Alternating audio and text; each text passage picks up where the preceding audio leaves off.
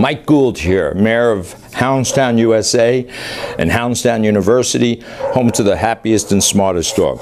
In here, in this crate or den, I have my 4-month-old boarding school client. His name is Blue. He's a little 4-month-old puppy, and we're putting structure in his life. So some of his problems was pulling on a leash, which is indicative of the status of the dog, right? If a dog is pulling, unless he's being instructed to do it, then psychologically he's the leader of a pack.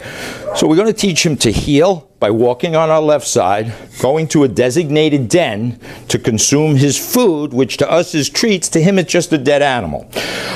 Many of the theories and the training techniques that I use has been finally validated by science. So these are things that I've known anecdotally for 30, 35 years. Now, by the work of Dr. Temple Grandin, who is the guru on animal behavior, and she has decoded it because of her autistic brain, which sees in pictures. She relates and identifies with the dog brain, as I do. So we're going to keep this very simple. So to her, she's, like I said, a light bulb literally went off when I read her book, Animals in Translation. So she talks about distractions and how the animal brain sees the world. A dog especially smells the world more than it sees it and hears it. So they put pictures together using their eyes, nose, and hearing. And when the picture's not right, so the picture of a man, it could be a family member who's fine, but when he comes in with a scarf on, it might be a distractor, a dog, that he may even fear that. So my little friend Blue is in his crate. I'm going to release him by just getting low, changing how I look to the dog. One of the things we do is get down low and see the world from where the dog sees it. When we go outside later and the dog doesn't heel correctly, it may be because he's walking through carbon monoxide. It's cold out now, it's the winter, and gas accumulates down on the ground. So we have to understand fear from disobedience. So we teach obedience, which is the subordination to leadership. Subordination to leadership. We don't use treats. That's a trained dog gets a treat. When the food gets in between, the dog is simply just working for the food. The only time this dog or any other dog is going to get any morsel of food is when he goes to the crate voluntarily. So we're only in the 3rd or 4th day. So I'm going to get low. Leash and collar is always on. Let's see what happens. In my mind, Blue is going to come out and say hello to me. Good dog. And then I love. So here's the positive reinforcement. Positive reinforcement. I'm not yelling, screaming. Dogs don't talk. So for me to yell at the dog is ridiculous. The only time the dog's going to get a treat. Watch how this works. Blue, go place. Place. She didn't know. She needs help. Place. Good doggy. Good. Now, just think of this. I didn't lure her in with a treat. Luring the dog in with a treat is completely opposite of making her go in, as mother would. We need a mechanism. The leash and collar stays on for the next, till the behaviors are set in the dog's mind. When we're consistent, we got to be down here. So just me lowering my center of gravity, her tail started wagging. I don't know if you can hear this. This is simple. Dogs see in black and white. They see movement. They identify movement, sounds, and a dog, more than I think than cattle, sees their world a lot more with their nose. So I'm going to release her from her den. She can't come out voluntarily. Think of this. This isn't an oppressive thing. This is a loving thing. If the dog comes out and the wolf is out here, or a predator's out here, the puppy will be eaten. So I just get low. Okay. Okay is the release command. The praise for all other behavior is physical love, physical touch. No treats for sitting, staying.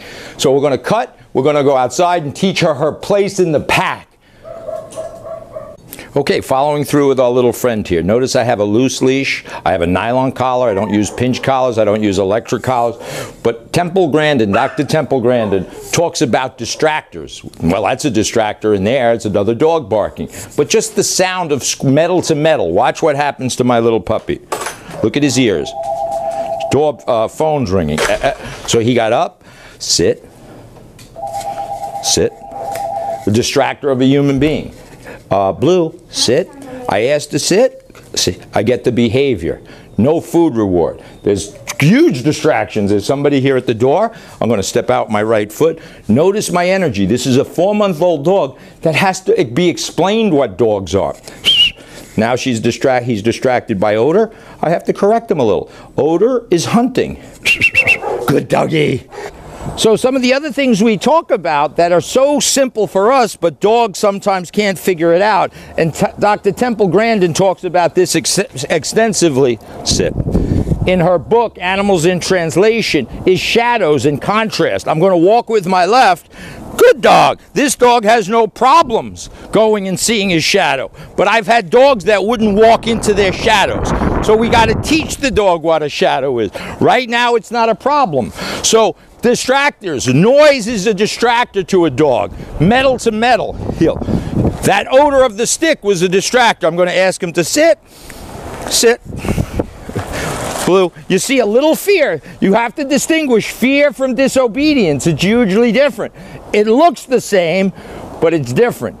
Okay, continuing with some of the concepts of Dr. Temple Grandin, who wrote Animals in Translation. Again, this is something we've been doing day in and day out, but I'm so relieved that you know, a light bulb went off when I read this book, and then it makes things much easier for me to figure out.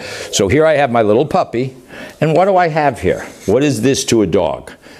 To a dog, to a human, it's a ball. To a dog, a prey animal, it's a rabbit. It can't chase it. What is this?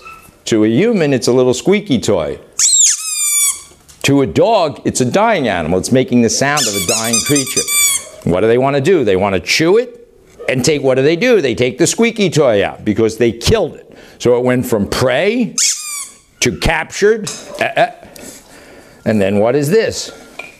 This is the dead animal. So we still hunt and gather, only now we go to the pet store for our food or the supermarket for our food. So we're still hunter and gatherers.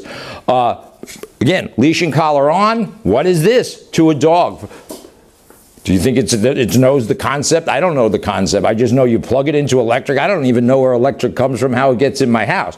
But this is a creature that moves. So,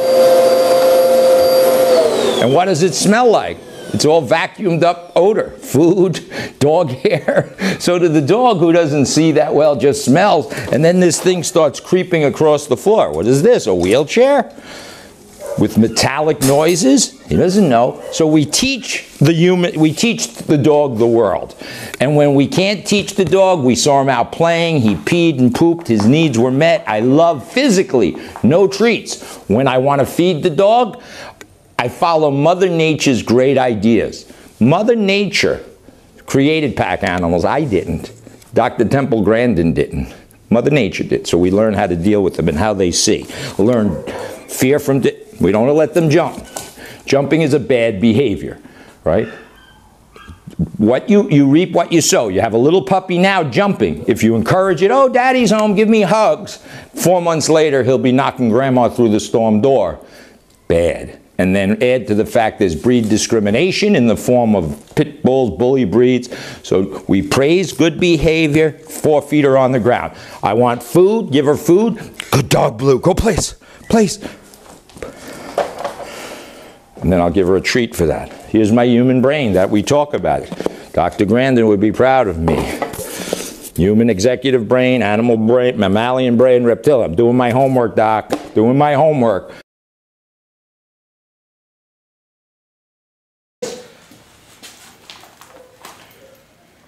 Mike Gould here, Mayor of Hounds Town USA, home to the happiest and smartest and gifted dogs on earth. I'm here today on Thursday. We're finishing up some training sessions. Everybody's in a different place. Twix here is in its early stages of training, about a quarter of the way through, maybe a third. This is some reinforcement training. Shish kebab's going home in 3 days. Reinforcement training for my friend Jules, and the little puppy graduates tomorrow. the puppy's not. And the interesting thing is I have not every breed, but different breeds. I got a little pit bull puppy, German Shepherd, Old English Lab, and a hyena. No, it's not. This is a beautiful little dog. Twix, she's a little bit on the fearful side.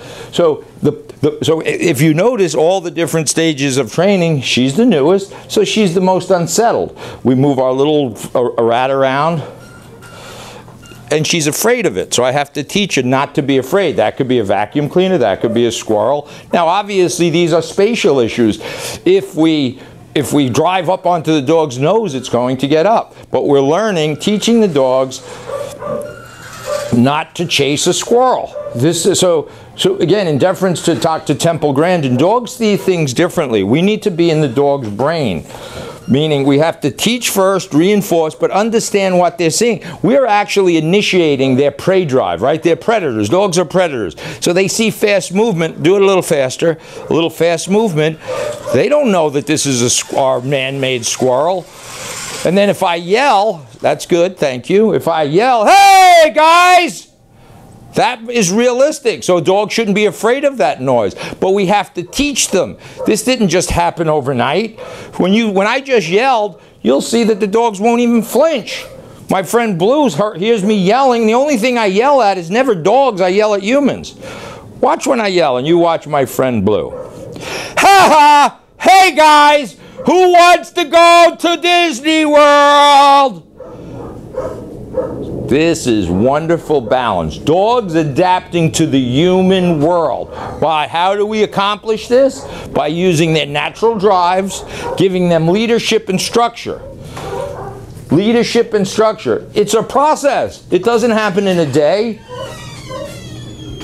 We teach the dogs to go to a place, put their feet or butt or whatever. We didn't ask them to, they don't have to do anything. They don't have to do tricks. The only place they get food, only place, is when they go to their designated spot. That could be inside, outside. So just pan over one more time. I'll put my friend back. And you see everybody's good.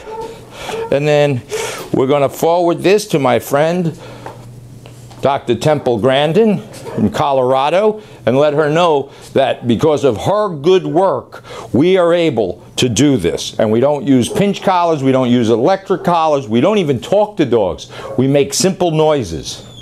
And if I want them to play together, I'm going to give this a whirl. All I have to do is I'm going to change my body position. Can you get in that corner? Maybe get everybody or not really? I'm going to try this, right? This is an experiment. We're in high school now. I'm going to get low, snap my fingers, and watch what energy happens. Okay, good doggies. Good doggies. Okay, okay, okay. All right, was it perfect? Jules doesn't want to get up. He must be stuck to the bed. But that's how we do this. It's balancing energy. I'm not screaming and yelling. It wouldn't work. I love good physical love for the behavior we're looking for. Food only when they go on their place. My friend Julesy, come on, old man. Jesus, Jules.